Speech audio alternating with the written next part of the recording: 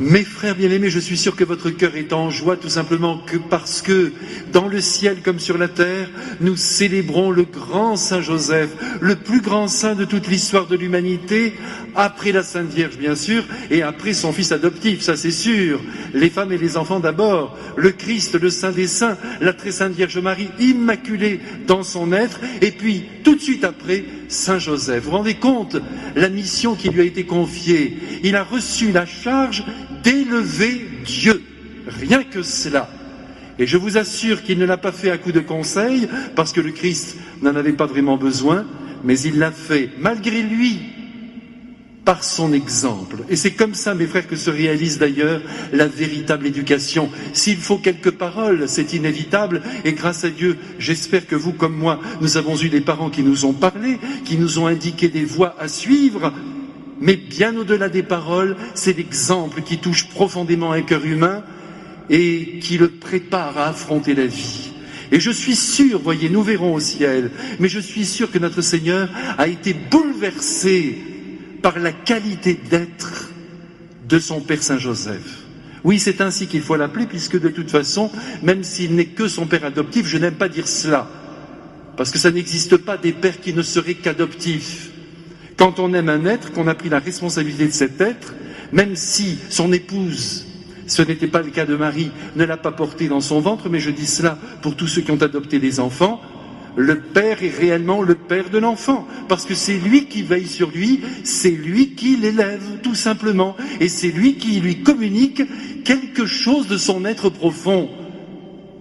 C'est tellement important, mes frères, nous le savons, ce mystère de l'éducation, que Dieu a voulu que Jésus, sur la terre, ait un père. C'est quand même extraordinaire quand on y pense. Alors nous, Saint Joseph, mes frères bien-aimés, nous l'aimons bien sûr, mais je vous le disais il y a un instant, il est tellement grand qu'il en est terriblement humble, et que par conséquent, il s'efface tellement qu'on peut l'oublier. J'espère que vous ne l'oubliez pas. Ici, dans notre église, nous ne faisons peut-être pas grand-chose pour lui, mais enfin, son autel est toujours magnifiquement orné, une belle lumière auréole sa statue, de belles nappes sont là toujours pour montrer la dignité de son être, et en même temps, tous les soirs, et c'est ce qu'il y a de plus précieux, nous l'invoquons au moins une fois. Saint Joseph, priez pour nous, parce qu'en ce moment, Saint Joseph est vivant dans le ciel. Je sais que vous n'en doutez pas, mes frères, mais quand même, de temps en temps, il faut que nous réalisions que ce monde surnaturel existe vraiment, et qu'en ce moment, l'âme de Saint Joseph est au ciel, et veille sur toute l'Église, puisqu'il en est le patron officiel. Mais voyez-vous, mes frères, au-delà de cette prière, ce qui compte pour nous ce soir, et surtout ce qui lui fait plaisir, c'est que nous cherchions, comme son fils Jésus, à l'imiter. Tout est là, sinon les saints ne servent à rien. C'est bien, ils ont réussi leur parcours, on est heureux pour eux, ils ont fait du bien quand ils étaient sur la terre, mais leur rôle est un rôle pédagogique, je vous le rappelle. La Sainte Église canonise des hommes et des femmes pour nous les donner en exemple. Et par conséquent, il y a quelque chose dans notre vie qui doit ressembler à la vie de Saint Joseph. Bien sûr, nos conditions de vie sont très différentes, mais qu'importe, il y a quelque chose de l'âme de Saint Joseph qui doit passer dans notre propre âme. Et ce soir, le Saint-Esprit nous a donné ce très beau texte de Saint Luc qui va nous aider à mieux comprendre qui il est. Eh bien, voyez-vous, mes frères, pour la première fois ce soir, en réfléchissant à ce que j'allais vous dire, il y a de ça quelques minutes, dans le plus grand silence de mon appartement, je me disais que ce qui caractérise Saint Joseph, et nous allons le voir dans ces versets d'Évangile, c'est que tout simplement, toute sa vie, il a fait corps avec Marie.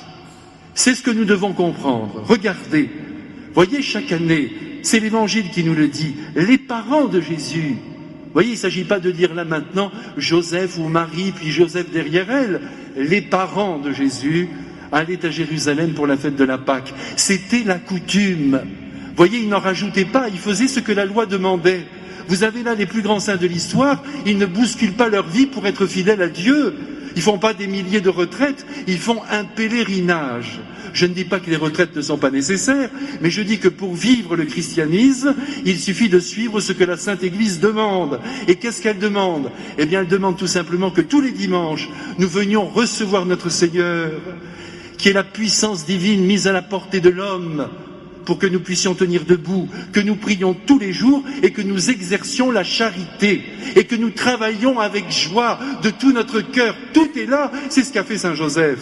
Il a travaillé, il a prié, il a aimé, c'est tout. Je pourrais m'arrêter maintenant, mais il faut que je continue un peu parce que j'ai trop envie de vous parler et de me parler aussi à moi-même. Parce qu'en même temps, j'essaie de me dire à moi-même qu'il faut que bien des choses changent en moi pour que quelque chose de Saint Joseph puisse se refléter à travers ma propre paternité spirituelle. Alors voyez, Saint Joseph, il part avec la Sainte Vierge à Jérusalem une fois par an. C'est la coutume, c'est exigé par la loi. Il y va tranquillement, comme tous les autres couples de la terre, accompagné de son épouse. Et quand il arrive, eh bien c'est la fête. C'est dit strictement dans l'Évangile. Ils vont passer quelques jours, voyez, mais il fait corps avec Marie dans la prière. Il est évident que si vous avez cette joie de pouvoir prier avec celui, avec celle que vous aimez, c'est déjà bien parti. Si ce n'est pas possible, ne vous inquiétez pas.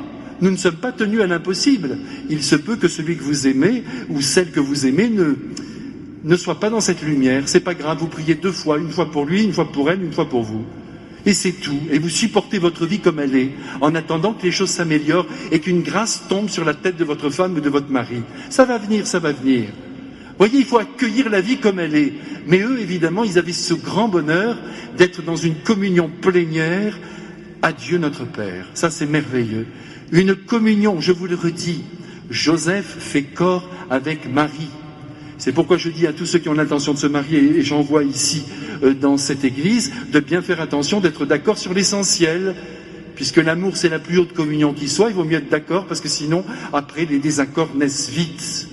Mais encore une fois, sur l'essentiel, n'allons pas chercher des petits détails, l'essentiel. Joseph fait corps avec Marie dans la prière. Et puis vous savez ce qui se passe, donc au retour, cette histoire vous la connaissez par cœur, mais elle est tellement belle, le Saint-Esprit a voulu qu'on la retienne pour notre enseignement, pas pour nous raconter simplement la vie de Jésus, mais pour qu'on comprenne la sagesse du Christ. Au retour, que se passe-t-il? Eh bien, Joseph et Marie, ensemble, ont fait confiance à Jésus. Ils pensaient que Jésus était avec ses cousins, avec les autres enfants du voyage. Vous vous rendez compte? Ils pensaient, ils n'ont pas vraiment vérifié. D'abord parce qu'ils avaient une grande confiance en Jésus, et puis d'autre part, ce ne sont pas des sangsues. Ils ne sont pas devant leur fils, comme s'ils le possédaient. Bien sûr, ils font attention à ce qu'il est. Mais en même temps, il y a cette grande confiance. Le père et la mère doivent faire confiance à leur enfant. C'est comme ça. Et quand l'enfant sent d'ailleurs qu'on lui fait confiance, croyez-moi, bien souvent il ne nous déçoit pas. Joseph fait corps avec Marie dans la confiance. Il n'y en a pas un qui tire d'un côté puis l'autre de l'autre. Non, on ne devrait pas faire ceci. Oui, on devrait faire cela. On est d'accord. Saint Joseph, c'est sa grâce particulière. Et croyez-moi, ce n'est pas Marie qui commandait. Même si elle était immaculée. C'est Joseph qui commandait, c'est sûr. C'est lui qui tenait le bien commun. C'est à l'homme d'ailleurs de lui laisser commander. Mais comprenez-moi bien, mes frères, dans l'harmonie avec son épouse, nous sommes d'accord. Mais je vous rappelle que lorsqu'il a fallu partir en Égypte, l'ange n'a pas réveillé Marie, il a réveillé Joseph pour lui dire « Prends l'enfant et sa mère et va-t'en ».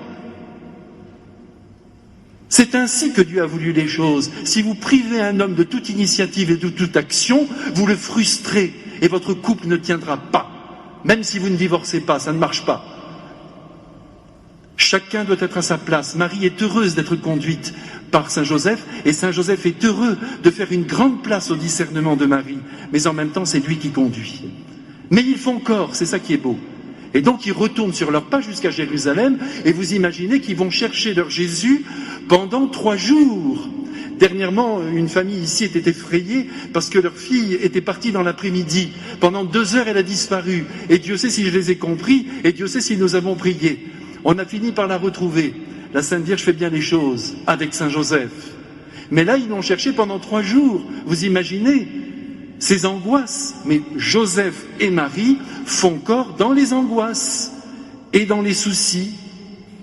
Ne le trouvant pas, vous imaginez ce que ça représente comme peine intérieure, ce qu'ils ont dû pleurer et partager ensemble. C'est ça l'amour. C'est pas simplement être sur un petit nuage, c'est tout partager, les soucis, les enfants. Vous le savez, tout ce que je vous dis là, mais c'est important de se le redire en cette belle fête. Parce qu'on perd un peu les pédales, on s'imagine qu'être heureux, ça y est, c'est ça l'amour. Non, on est ensemble dans la même barque, et quelquefois elle est agitée, d'autres fois la mer est limpide et on est heureux apparemment. Mais on est heureux parce qu'on accomplit sa vie et qu'on construit quelque chose avec celui ou avec celle que l'on aime. Joseph fait donc corps avec Marie dans les angoisses et dans les soucis. Alors que lorsqu'ils arrivent au temple, tout à coup devant eux, ils voient notre Seigneur Jésus-Christ, leur petit enfant qui est en train d'éduquer les docteurs de la loi. Alors ils l'observent un peu, sans doute derrière une des colonnes du temple, et puis ensuite, vous allez voir, c'est ça qui est merveilleux. Marie s'approche de lui et lui dit très simplement, « Ton père et moi », voyez mes frères, cette fois-ci c'est Marie qui fait corps avec Joseph. « Ton père et moi, nous te cherchons depuis 3 jours. Pourquoi nous as-tu fait cela ? Ton père et moi, pas moi toute seule l'Immaculée. Je n'existe plus en tant que personne dès l'instant où je m'unis à un être. Mon moi disparaît, il est absorbé par le toi, qui est mon amour. Et comme lui le fait aussi en retour, nous sommes dans le nous. C'est ça l'amour. Et Jésus de répondre très simplement un coup de poignard qui a dû passer dans le cœur et de Marie et de son père Saint-Joseph. Ne saviez-vous pas que je devais être aux affaires de mon père ? Vous imaginez dire ça à son père adoptif, la grande souffrance que Saint-Joseph a dû ressentir, mais en même temps, immédiatement, il a dû recevoir cela de la volonté du Père Céleste. À ce moment-là, nous découvrons, mes frères bien-aimés, que Saint-Joseph, ce père de famille, cet époux, c'est un être qui est capable d'encaisser ce qu'il y a le plus difficile à vivre. Et c'est là pour nous un exemple très grand. Ça vaut pour le père, ça vaut aussi pour la mère, parce que Marie aussi a beaucoup souffert. Il faut être capable d'encaisser les coups et d'accepter que les choses ne soient pas parfaites et que quelquefois nos enfants nous disent aussi des choses qui nous bouleversent et qui mettent par terre tous nos plans. C'est ce qui s'est passé pour la Sainte Vierge et pour Saint Joseph. Ils sont rentrés tranquillement à Nazareth. Et là, il est dit très clairement que Jésus leur était soumis. C'est le signe que cette fois-ci, mes frères, et vous l'aurez compris, c'est Jésus qui fait corps avec Marie et avec Saint Joseph. Voyez, mes frères, à quel point cette unité de la famille est essentielle. Et ce soir, j'espère que lorsque vous allez rentrer à la maison, vous allez reprendre conscience. Mais comprenez-moi bien, que vous existez les uns en fonction des autres. Bien sûr, il y a votre propre personne qui désire ceci, qui désire cela, mais il y a plus grand que notre propre désir. C'est la construction d'un être humain qui est cet enfant qui a été confié. Ici, c'est Dieu, mais chez vous, ce sont vos petits qui sont enfants de Dieu. Ils ont besoin d'un père et d'une mère qui soient dans une union la plus totale possible. Qu'ensemble ils prient, qu'ensemble ils soient dans la confiance, qu'ensemble ils encaissent, qu'ensemble ils portent les angoisses et les soucis, et que personne ne reproche quoi que ce soit à l'autre, mais que chacun se dépasse pour faire corps avec l'être aimé. Alors mes frères, c'est donc bien clair dans notre cœur. Si nous voulons imiter Saint Joseph, il faut que dans nos vies de famille, nous fassions corps avec l'être aimé dans le cadre du couple, avec les enfants aussi, que nous fassions corps, on n'a pas à les abandonner pour faire des activités. Attention à tout ça, mes frères bien-aimés, je le dis parce que plus personne ne le dit. C'est nouveau tout ça aussi, ça vient de sortir, ça a 40 ans. Avant, tout le monde restait ensemble. Maintenant, on dirait que parfois les enfants gênent pour que les parents prennent leur temps. De temps en temps, oui, bien sûr, c'est évident, surtout si c'est une grand-mère ou une tante qui les garde. Mais attention, pas trop. On reste ensemble. On ne se quitte pas. On fait corps les uns avec les autres. Et en même temps, si on veut imiter Saint Joseph, écoutez-moi bien, on fait corps avec Marie. Et on ne la lâche pas. Et on vit avec elle. Et le bonheur est là. Malgré toutes les épreuves, toutes les difficultés et peut-être même les drames.